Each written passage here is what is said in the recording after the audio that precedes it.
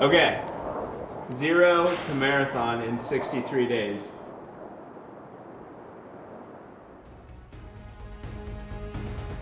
What we were doing was a new level.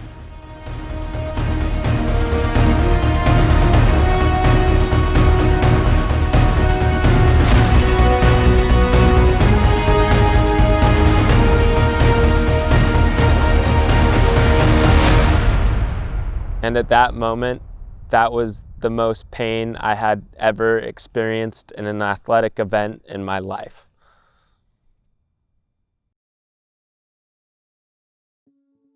So it all started with a dream I had back in October, the dream of running a marathon on my 21st birthday. I remember waking up the next morning, calling my buddy Galen and being like, hey, I want to run a marathon for my 21st birthday this year. He looked at me, looked at his calendar, said we had 63 days to do it, but I'll be with you the entire way. Once I had someone to do it with me, we had to figure out how we were going to do it. Training for a marathon in general is hard as it is, but training for a marathon in 63 days was an extremely tall order. But luckily, we focus on applying a neurocentric approach to health, fitness, and human performance.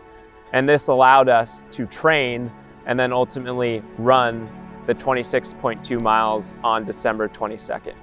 Once we figured out how we were going to run the marathon, I wanted to find a reason for why we were running the marathon. And I knew the perfect guy to call for that. I called up my buddy Cal Webb and let him know about my plan to run a marathon on my 21st birthday. And he basically told me he has the perfect organization for us to support, which was Operation Underground Railroad. Once Cal told me about Operation Underground Railroad, I knew that we had the perfect reason to run the marathon, host the event, and the fundraiser. So all that was left was executing.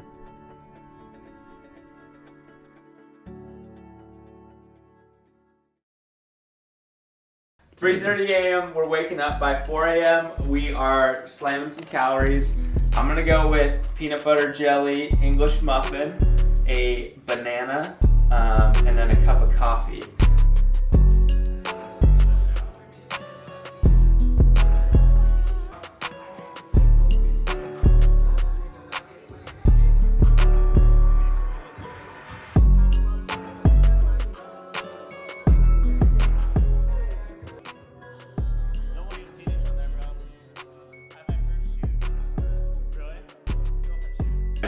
Bring you a bagel. Bring you a bagel.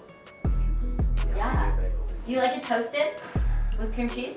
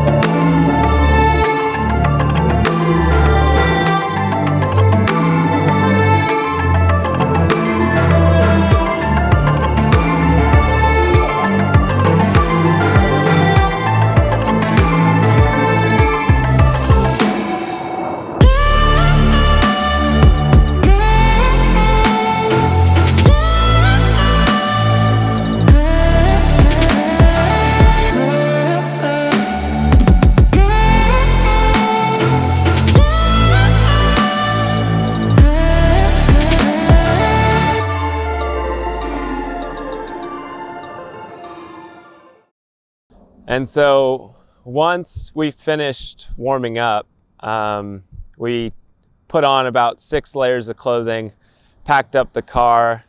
Once we arrived in Morro Bay, it was time to roll.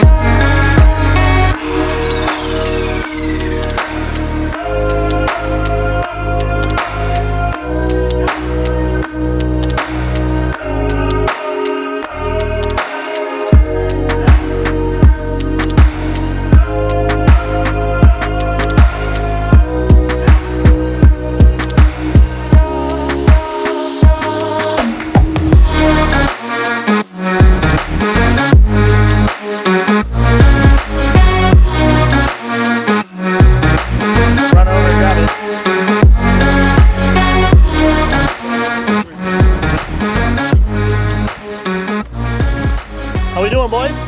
Feeling good? Feeling great? Yeah. Welcome to my pain fortress. Yes, sir.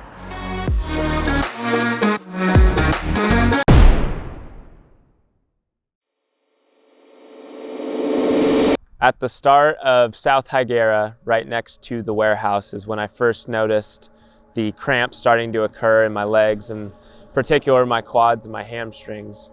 And right after Johnson Ranch is when it started to become super difficult. The first 20 miles of the race felt really good, and it was that last 5-6 miles where things started to really go south.